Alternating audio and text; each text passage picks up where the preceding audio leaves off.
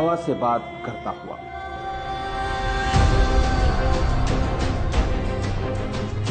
रेत के सीने को चीरता हुआ, बिजली की रफ्तार से कुछ हिंदुस्तानी सपूतों का एक छोटा सा कारनामा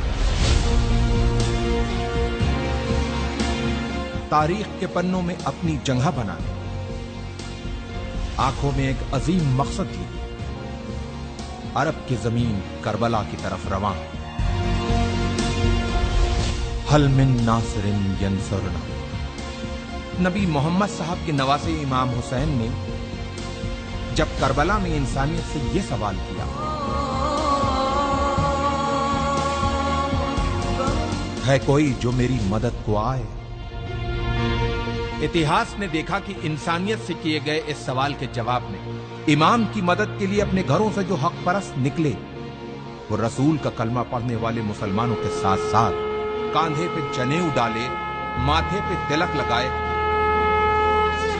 कुछ हिंदुस्तानी ब्राह्मण भी थे। ये वही वीर सपूत हैं जो मदद की शक्ल में हिंदू और मुसलमानों के बीच प्रेम की एक सुनहरी इबारत लिखने करबला जा रहे हैं।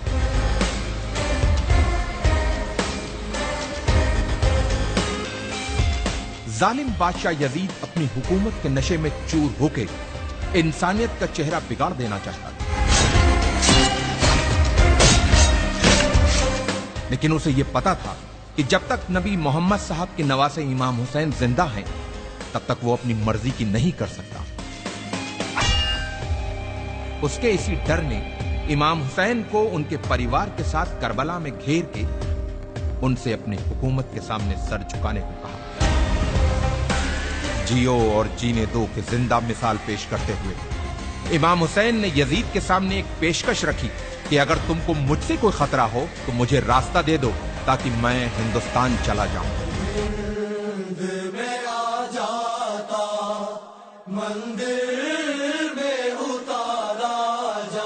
इमाम को दरियाए फरात के किनारे घेर लिया गया, उनके बच्चों और औरतों पर पानी बंद कर दिया गया। यह सब जुल्म यजीद के खत मिलने के बाद इब्ने जियाद ने इमाम हुसैन पे किए। इमाम की तरफ से भी खत लिखे गए। कहते हैं कि लोग मुसीबत में अपनों को याद करते हैं या फिर मुसीबत में जो साथ दे वही अपना होता है। इमाम हुसैन ने अपने बचपन के दोस्त हबीब को खत लिखकर मदद को बुलाया और दूसरा खत करबला से दूर, बहुत दूर भारत के एक हिंदू राजा के नाम लिखा गया। इमाम हुसैन के बेटे अली इब्ने हुसैन ने अपने भाई भारत के राजा समुद्रगुप्त के नाम लिखा था यह खत। सुनने में अटपटा लगने वाले इस रिश्ते का इतिहास गवाह है। लगभग 1400 साल पहले की बात है। ईरान के बादशाह जो पारसी मजहब से थे, उनकी दो बेटियां थी, मेहरबानो और शहरबानो। मेहरबानो का विवाह भारत के राजा चंद्रगुप्त से हुआ और रानी का नाम मेहरबानो से बदलकर चंद्रलेखा रखा गया। और कुछ वर्षों बाद चंद्रलेखा की छोटी बहन शहरबानो की शादी इमाम हुसैन से हुई। चंद्रलेखा और चंद्रगुप्त के बेटे समुद्रगुप्त उस समय राजा थे जब उन्हें अपने मौसेरे भाई अली इब्ने हुसैन का पत्र मिला।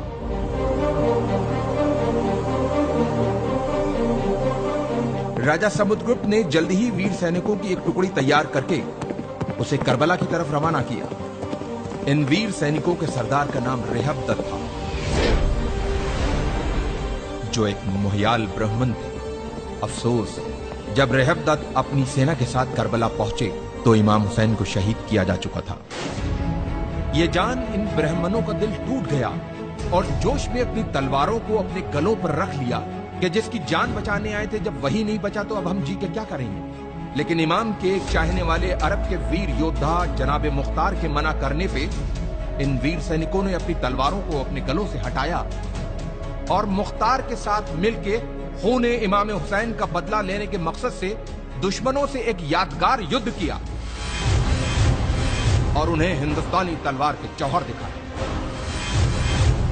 इन वीर सैनिकों ने करबला में जहां पड़ाव डाला था, उस जगह को हिंदिया कहते हैं, जो जगह आज भी उसी नाम से मौजूद है। इन ब्राह्मणों में से कुछ करबला में वीर गति को प्राप्त हुए, कुछ वहीं बस गए और कुछ अपने देश भारत चले आए। इतिहास इन वीर ब्राह्मणों को हुसैनी ब्राह्मण के नाम से जानता है।